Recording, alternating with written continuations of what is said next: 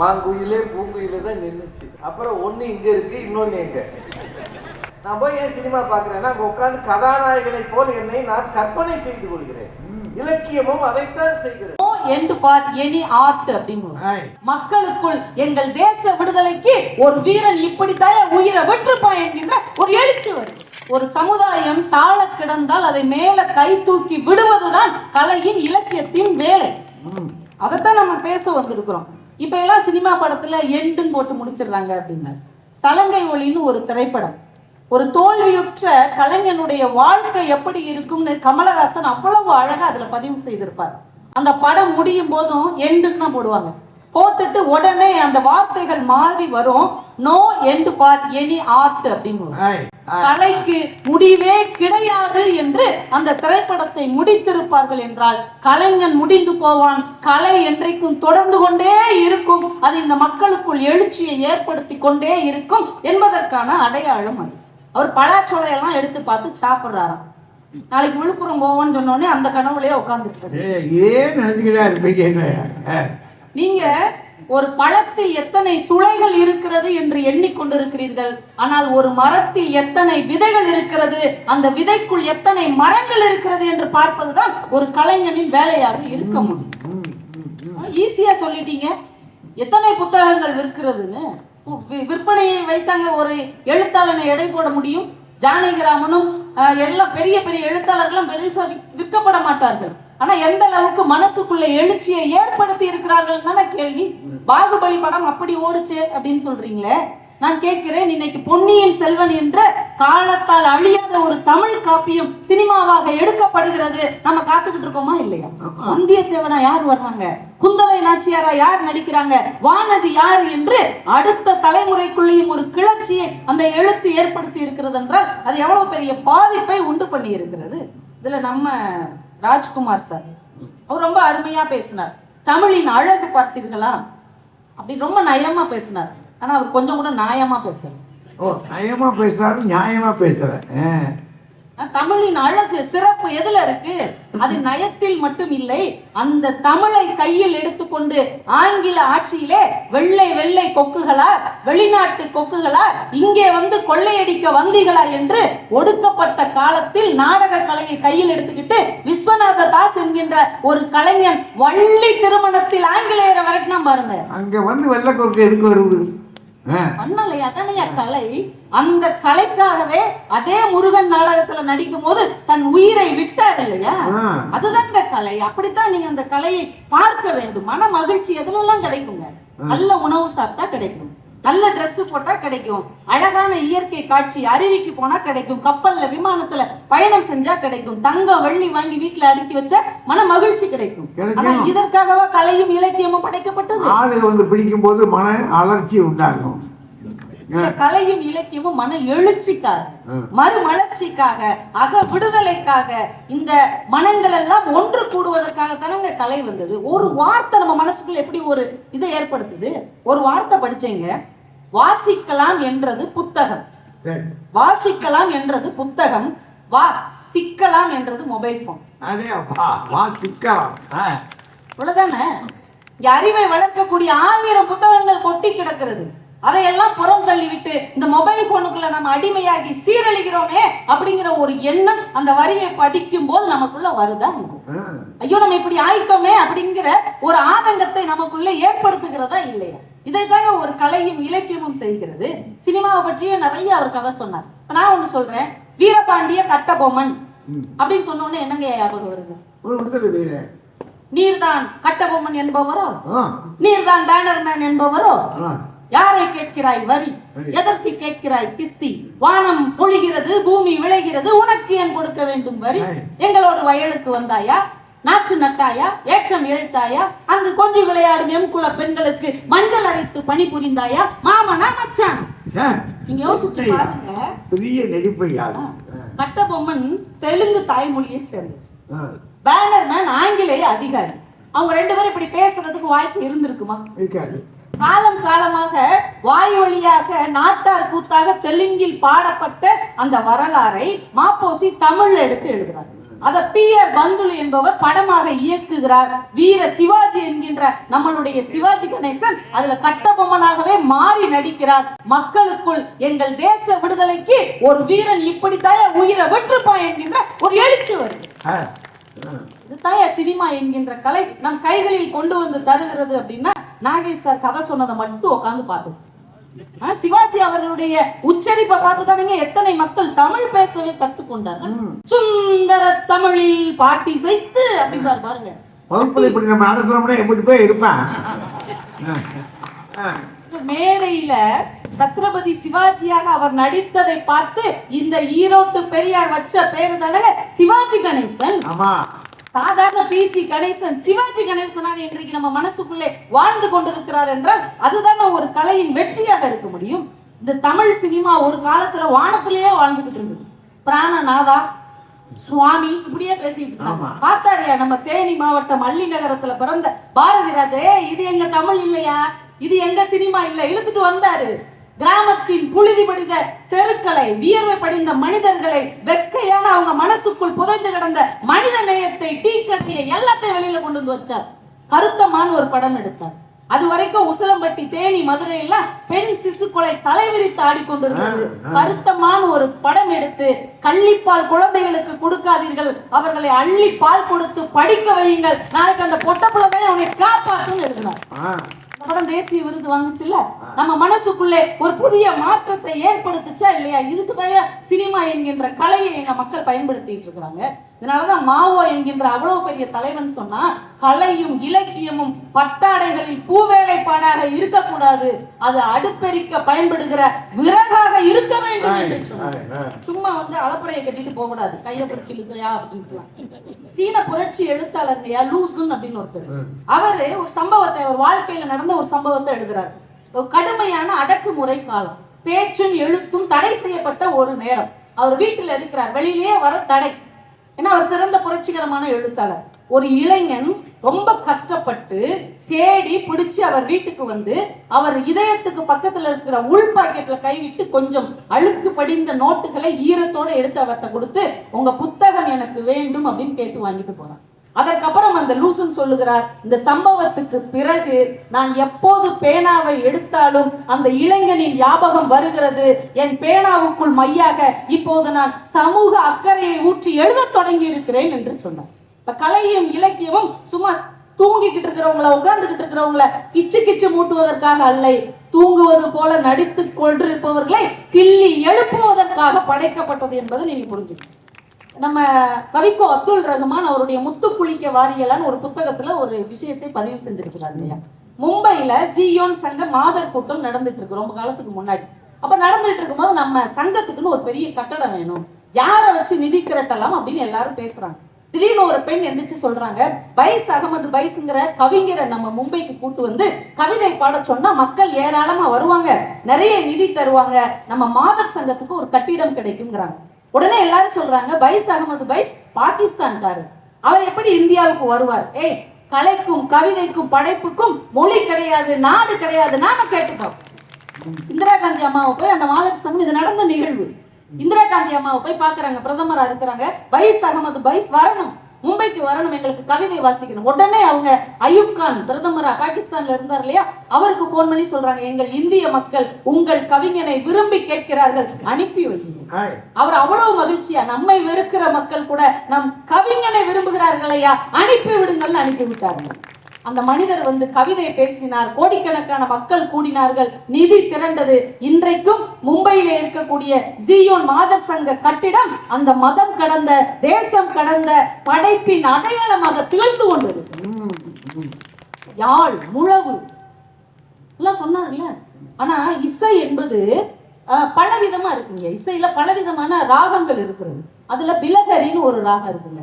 நம்ம உன்னால் முடியும் தம்பியில கூட அந்த மார்த்தாண்டம் பிள்ளைக்கு பேரே பிலகரி, மார்த்தாண்டம் பிள்ளை. அது பொதுவா பிலகரி ராகங்கிறது மேல்தட்டு மக்கள் ரசிக்கக்கூடிய, மேல்தட்டு மக்களால் மட்டுமே பாடக்கூடிய ஒரு இசையா கொண்டாடப்பட்டது. ஆனால் நம்முடைய மண்ணின் மக்கள் இசை கலைஞன் இளையராஜா வந்தார். அது என்ன, இசையில ஒரு ராகம் மேல ஒரு ராகம் கீழே, உடனே பார்த்தாரு எல்லாம் இன்பமயம்னு ஒரு படத்துல மாமே ஊடு மச்சி ஊடு என்று சேரி மக்கள் ஆடி பாடி கொண்டாடக்கூடிய எளிய ராகமாக பிலகரி ராகத்தை போட்டார். இசையில என்னையா மேல்தட்டு கீழ்த்தட்டு எல்லாம் சரித்தட்டு என்று ஒரு மறுமலர்ச்சியை ஒரு இசையால் கொண்டு வர முடியும் என்று ஒரு கலைஞன் இந்த மண்ணில நிரூபித்தான் இல்லையா? அதாங்க இன்னைக்கு தேவையாக இருக்கிறது. என்ன நீங்க பயங்கரமா பேசுறீங்க? ஓவியத்தை பத்தி எல்லாம் பேசினாங்க. ஒரு குரு ஓவியத்துல ரொம்ப பெரிய ஆள், அவருக்கு நிறைய சீடர்கள் வந்து ஓவியம் பயில்கிறார்கள்.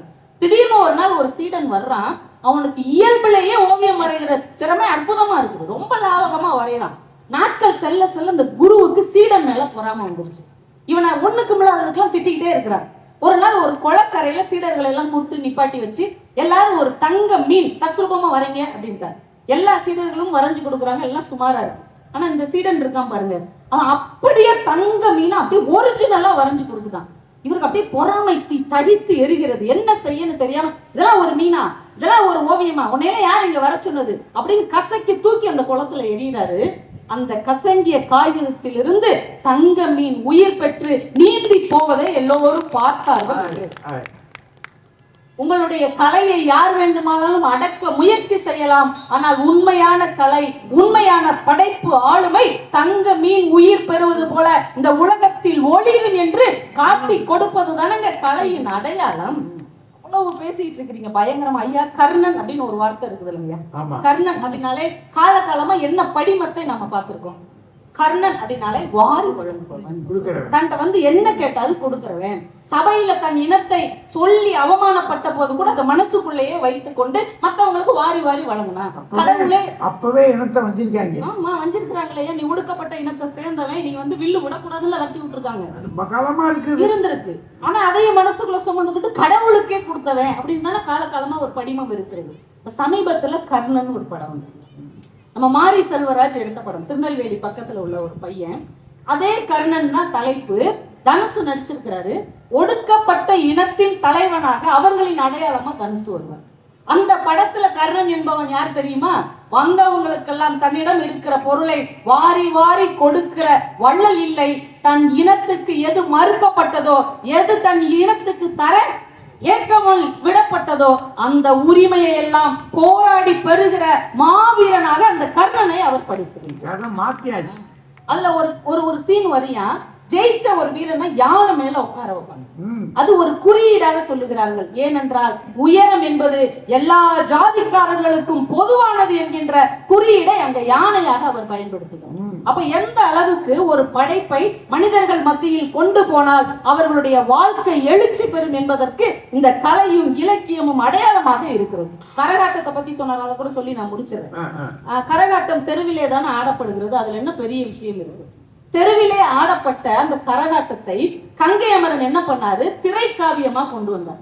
ரொம்ப எளிமையா மக்களுக்கு பிடிச்ச மாதிரி அது பயங்கரமான வெற்றி அடைந்தது.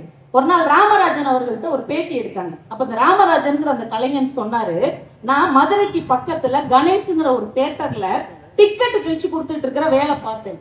ஆனால் இந்த கரகாட்டக்காரன் வெற்றியின் போது நான் எந்த தியேட்டர்ல டிக்கெட் கொடுத்து வேலை பார்த்தேனோ அதே தியேட்டர்ல நான் நடித்த கரகாட்டக்காரன் படம் 100 நாட்களுக்கு மேலே ஓடியது என்றால் ஒரு சாதாரண இளைஞன் இந்த கலையின் மூலமாக எவ்வளவு பெரிய மறுமலர்ச்சியை அடைந்திருக்கிறேன் என்பதற்கு அதுதான் அடையாளம் என்று சொன்னார் என்றால், நடுவர் அவர்களே, கலையும் இலக்கியமும் ரசித்து பார்க்கும் பூ அல்ல, அது விதையிலிருந்து எழுந்து வருகிற விருட்சம் என்பதுதான் இந்த நாட்டிற்கு தேவை என்று கூறி வாய்ப்பு கொடுத்த நல்ல உள்ளங்களை வணங்கி. கலையும் இலக்கியமும் எதற்காக? மன மகிழ்ச்சிக்கா, மறுமலர்ச்சிக்கா? இப்போ ஒரு 2000-3000 பேர் இங்க கூடியிருக்கீங்களே, இந்த பட்டிமன்றத்துக்கு எதுக்காக வந்தீங்க? கொஞ்ச நேரம் சந்தோஷமா இருக்கணும்ன்றதுக்காகவா, இல்லை இப்படியே கிளம்பி இதுவரை நான் இருந்ததிலிருந்து மாறி மறுமலர்ச்சியோடு போவேன்றதுக்காகவா? வீட்டில் இருக்க முடியாம இங்க வந்தோம்.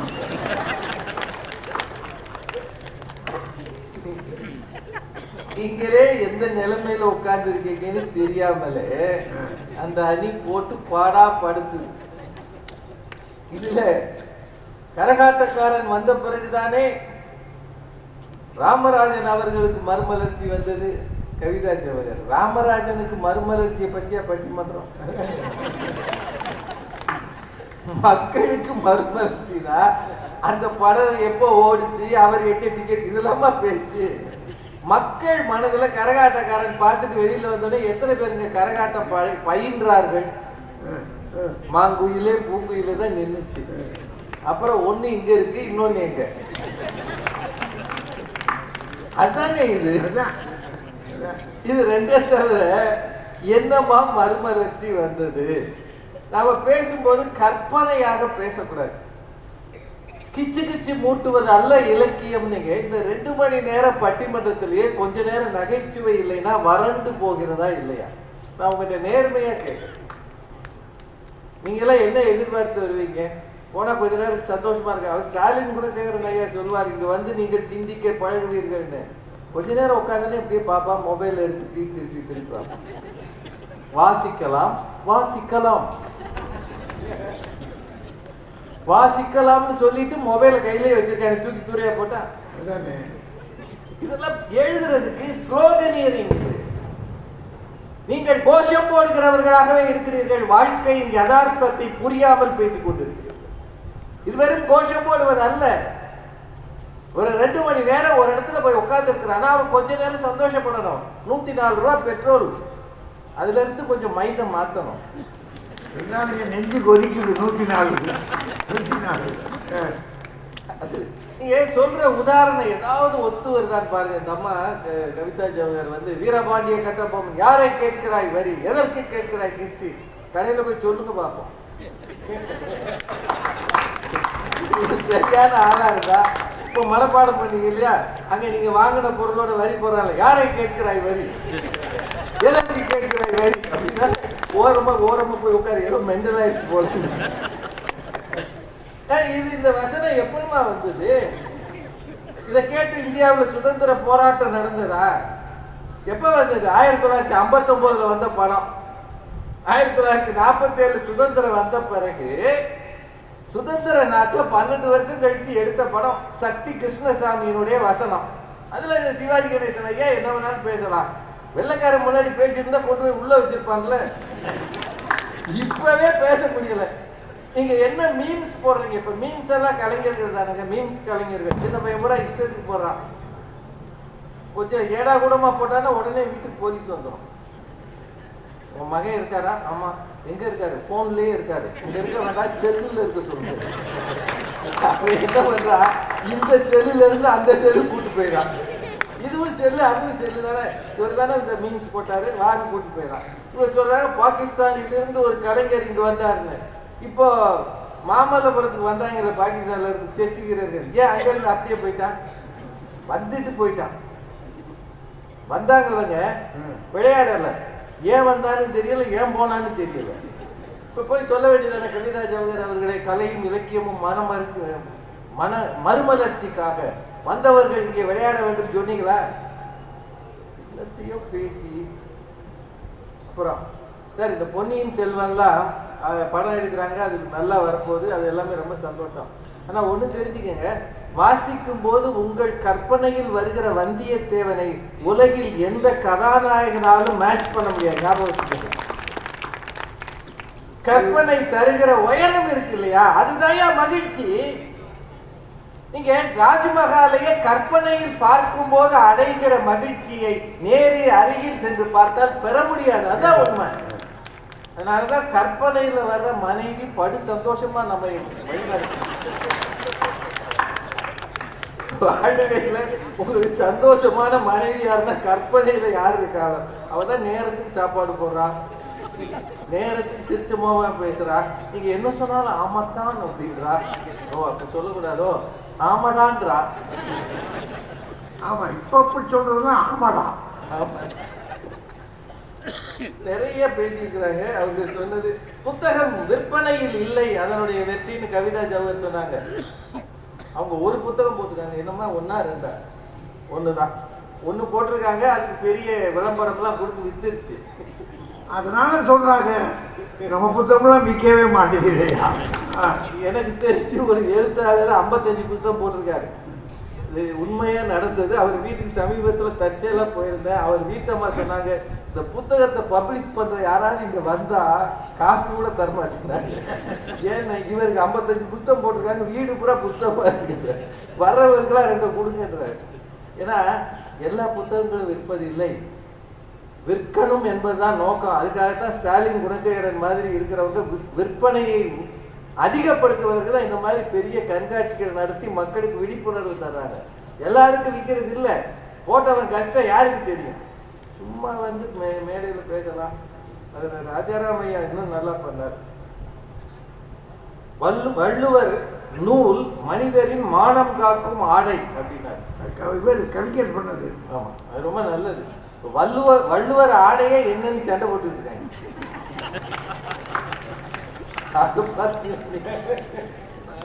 அவரு நூல் வந்து நமக்கு மானம் காக்குது, சரி, அவர் ஆடையே என்னன்னு அடிதடியா கிடக்கு. ஆளும் வளரணும், அறிவும் வளரணும், அதுதான்டா வளர்ச்சி. ரொம்ப நல்ல விஷயம். பட்டுக்கோட்டை காலம் இல்லை இது. இன்னைக்கு எல்லாம் சினிமா பாட்டு என்ன, புஷ்பாவா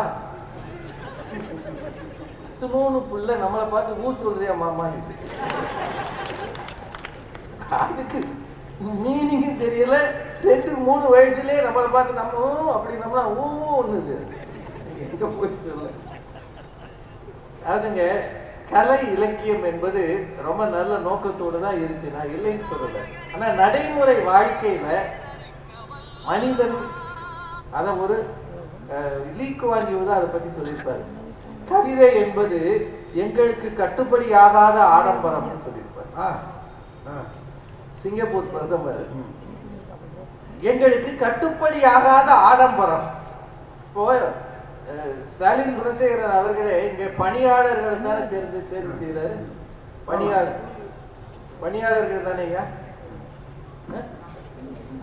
சிந்தனை பேரவையின் பணிக்குழு உறுப்பினர்கள் தேர்வு செய்கிறார். எழுத்தாளர் குழு எங்கேயா தேர்வு செஞ்சிருக்காரா? அவங்கெல்லாம் அங்கங்கே எழுதி கொண்டு வந்து இவர்கிட்ட காட்டி பரிசு வாங்கிட்டு போயிடுவாங்க. ஆனால் இங்கே வேலை இவ்வளவு பெரிய இடம், ஒரு அரசாங்கம் நடத்துகிற அத்தனையும் ஒருத்தர் உட்காந்து செய்கிறாருன்னா அதுக்கு என்ன வேணும்ன்றீங்க? என்ன வேணும்? செயல்படுறதுக்கு ஆள் வேணும். நாம் கற்பனையில் வாழ்ந்தோம்னா செயல்பாடு இருக்காது என்பதற்கு தான் லீ குவான் யூ சொன்னார், கவிதை என்பது எங்களுக்கு கட்டுப்படியாகாத ஆடம்பரம். கலையும் இலக்கியமும் மனிதனை ஒரு வகையான உயரத்தில் வைத்திருக்கிறது. அது ஒரு வகை போதை. அதான் உண்மை. அது நடைமுறை வாழ்க்கையில் யதார்த்த வெளிகளில் அவனை நடக்க விடாது. அது சந்தோஷப்படுத்துமே தவிர அதை தாண்டி எதுவும் செய்யாது. அப்படித்தாங்க அந்த அணில சொல்றோம்னா, ரசிகன் இல்லாத கலையும் அழகும் பெருமை கொள்ளாதமான்னு பாட்டு போட்டான். ரசிகன் என்பவன் யார்? அவன் மறுமலர்ச்சிக்காக நிற்பவனா, ரசித்து விட்டு போகிறவனா? மறுமலர்ச்சிக்காக தன்னை தயார் செய்கிறவன் அல்ல ரசிகன். அவனுக்கு தேவை அந்த நேர சந்தோஷம். நடுவர் ஐயா வந்து 1992 பேசி ஒரு 10 குடியாரர்களாக மனசு மாறினாங்க அப்படின்னு ராஜாராம் ஐயா சொன்னார். அது உண்மைதான், உண்மைதாங்க. அதுக்கு பிறகு அவங்க என்ன ஆனான்னு தெரியாது. எங்ககிட்ட சொல்லிட்டு போனான், அதுக்கப்புறம் நாங்க பின்னாடியாவா போனோம். அவன் என்ன நினைச்சிருக்கலாம்னா, ஒரு பெரியவர் சொல்றாரு, அவர் மனசு வருத்தப்படக்கூடாதுன்னு கூட வந்து சொல்லு. அப்படி இருக்கலாம். கடிதமும் எழுதியிருக்கான். ஏன்னா நாங்க பட்டிமன்றம் நடத்துனது ராத்திரியில். அந்நேரம் ஒரு 12 மணி, அப்பெல்லாம் 10 மணிக்கு பிறகுதான் பட்டிமன்றமே தொடங்கும். 12:30க்கு வந்து அவன் காலில் விழுந்து கும்பிட்டு ஆசி வாங்கி போயிட்டாங்க. நாளை முதல் குடிக்க மாட்டேன், தங்கமே தங்கம். ஆனா நம்ம ஊர்ல தான் போட்டா குடியாரம் பேச்சு எழுதியா போச்சு. காலையில நாங்க பார்க்கலையே யாரு. அப்படி மட்டும் மகாத்மா காந்தி சொன்னது, நேருஜி சொன்னது, இந்த தேசத்தின் உன்னத தலைவர்கள் சொன்னது, ஏன் இந்த சமூகத்தில் இருக்கிற அறநெறியாளர்கள் சொன்னது, ஆன்மீகவாதிகள் சொன்னது அத்தனையும் நம்ம கேட்டிருந்தோம்னா நாடு உருப்பட்டு இருக்குமே. இவ்வளவு டாஸ்மாக் எதுக்கு இருக்கு? சிக்னல் போட்டாலும் நிக்க மாட்டேங்கிறாங்க. அது உங்க ஊர்ல எல்லாம் இப்ப புதுசா தோண்டி போட்டுக்கு எந்த பக்கம் போறதுன்னே தெரியலையே. நாங்க பழைய இடமாக்குன்னு வந்துட்டோம், கொஞ்ச நேரத்துல தொலைஞ்சிட்டோம். இதுதான் இந்த காலேஜ் பேரை சொல்லி எங்களை வழிநடத்தி கூட்டு வந்தாங்க. ஒரு காலேஜுக்கு வர்றதுக்கே வழிநடத்த வேண்டியிருக்கு. நீங்கள் சமூகத்தில் இதெல்லாம் ஒரு இதை படிச்சுட்டு எல்லாம் மாறிடுவாங்கன்னா எப்படி சாத்தியம்? தயவு செய்து யோசிச்சு பாருங்க. ஐயா ரொம்ப நல்லா சொன்னார், ஆர்ட் ஃபார் ஆர்ட் சேக். இது ஐரோப்பாவில் இருந்த ஒரு பெரிய சிந்தனை போக்கு. கலை என்பதில் நீங்கள் உங்கள் கருத்துக்களை திணிக்காதீர்கள், அது ரசனைக்கு மட்டுமே என்று ஒரு வகையான ஸ்கூல் ஆஃப் தாட் இருக்கு, இல்லைன்னு சொல்ல முடியாது. நித்திய சைத்தன்ய யதி அவர்கள் ஜெயமோகனுடைய குரு. அவர் சொல்றாரு, ஒரு மனிதன் ஒரு உடலில் இருந்து கொண்டு திடீரென்று கற்பனையில் 1000 வாழ்க்கை வாழ வேண்டும் என்று ஆசைப்படுகிறான் என்றால் அவனுக்கு தான் கலையும் இலக்கியமும் உதவுகிறது அப்படின்னு சொல்றார். யூ இமேஜின், நீ கற்பனையில் பல வாழ்க்கைகளை வாழ நினைக்கிறாய் என்றால் இலக்கியம் திடீரென்று என்னை, இப்ப சினிமாவே அதானங்க. நான் போய் ஏன் சினிமா பார்க்கிறேன்னா அங்கே உட்கார்ந்து கதாநாயகனை போல் என்னை நான் கற்பனை செய்து கொள்கிறேன். இலக்கியமும் அதைத்தான் செய்கிறது. இவன் கதாநாயகியோட நடிக்கிறான், கதாநாயகன் நடிக்கல, இவன் நடிக்கிறான். அது மட்டும் இல்லைங்க, கலை இலக்கியத்தை ரசிக்கலாம். லிடியன் நாதஸ்வரம் அவர் வந்து கீபோர்டு வாசிச்சார். இதை கேட்டு வெளிநாட்டுக்காரங்க ரசிச்சாங்க, முதலமைச்சர் ரசிச்சார், பிரதமர் ரசிச்சார், எல்லாரும் ரசிச்சாங்க. என்ன மறுமலர்ச்சி வந்து எப்படி வரும்? கைதட்டினாங்க, அவ்வளோதான். இப்போ இங்கே மேடைகளில் நிறைய நடத்துகிறோம். இப்போ நாங்களே பட்டிமன்றம் முடிச்சுட்டு போகும்போது நீங்கள் வந்து மிஞ்சி போனால் ஐயா நல்லா இருந்துச்சுன்னு வைங்க, இல்லை வேறு தலைப்பு போட்டிருக்கலாம்னு வைங்க, இல்லை ஃபோட்டோ எடுப்பீங்க, ஐயா நல்லா இருக்கீங்களான்னு கேட்பீங்க. என்ன மறுமலர்ச்சி கொண்டு வருவீங்க? நேர்மே கேள்வி உங்கள் எல்லார்ட்டையுமே கேட்குறேன். புத்தக திருவிழாக்களில் வாங்குகிற புத்தகங்களை அடுத்த புத்தக திருவிழாவுக்கு முன்னர் முழுமையாக வாசித்தவர் எத்தனை பேர்? ஒரு 4 பேர் கை தூக்கியிருக்கிறாங்க. 4 பேருக்கு நன்றி. இல்லைங்க, நான் அது வேடிக்கைக்காக சொல்லலை. நீங்கள் வந்து வாங்குறத கொண்டு போய் வாசிக்கணும். இங்கே இருக்கிற தூக்கி அங்கே வைக்கிறதுக்கு பேரெல்லாம் புத்தக திருவிழா. இங்கே இருப்பதை தூக்கி இதயத்தில் வைப்பதற்கு பேர் தான் புத்தக திருவிழா. இந்த தேசத்தில் செயல் வீரர்கள் எல்லாரும் இலக்கியங்களை விட்டு விலகி இருந்தார்கள். இது உண்மை. நான் வந்து அதுக்கு போகணும்னு நான் சொல்லலை, தலைப்பு கொடுத்தா அப்படி சொல்றேன். ஜோக் ஃபால்ஸ்னு ஒன்று இருக்கு. அதை பார்க்கறதுக்கு மகாத்மா காந்தியை எல்லாரும் கூப்பிட்டாங்களாம். எதுக்குன்னு கேட்டிருக்கிறாரு. இல்லை இந்தியாவிலே ரொம்ப உயரமான அருவி இதுதான், இதை பார்த்து ரசிக்கலாம் அப்படின்னு. அப்போ அவர் சொன்னாராம், இதை விட எனக்கு இந்த நாட்டில் நிறைய வேலை இருக்கிறது. வானத்திலிருந்து வீழ்கிற அருவி, மழை, அதையே நான் பார்த்திருக்கிறேன். அதுக்கு முன்னால் இது என்னன்னு ஒருத்தவர். அதனால இந்த ஊர்ல கலை இலக்கியம் தேவை. காரணம் அதுல என்டர்டைன்மெண்ட் வேல்யூ, அதுல உங்களுக்கு பொழுதுபோக்கு அம்சம் இருக்கிறது. நான் இன்னொன்று கேட்குறேங்க, இந்த ஊரின் பழைய கலைகள் நிறைய நசிஞ்சு போச்சு.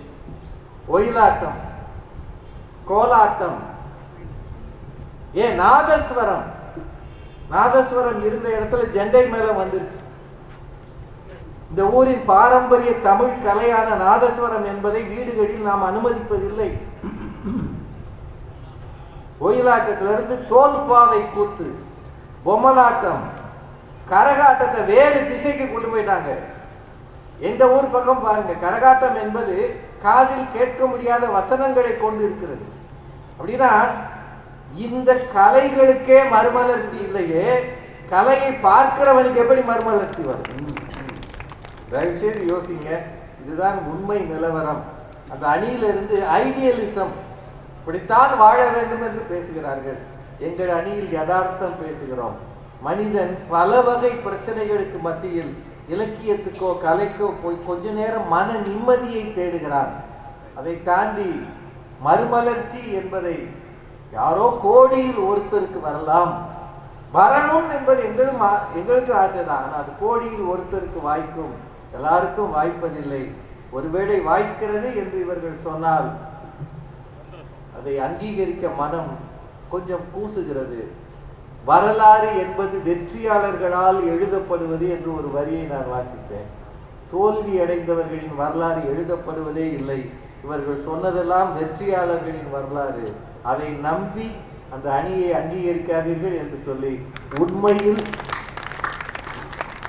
கலையும் இலக்கியமும் ரசனைக்குரியது, மனமகிழ்ச்சி தான் அதன் விளைவு என்று சொல்லி, இவ்வளவு பெரிய கூட்டத்தை எந்த ஊரிலும் எந்த புத்தக கண்காட்சியிலும் நாங்கள் பார்த்ததில்லை.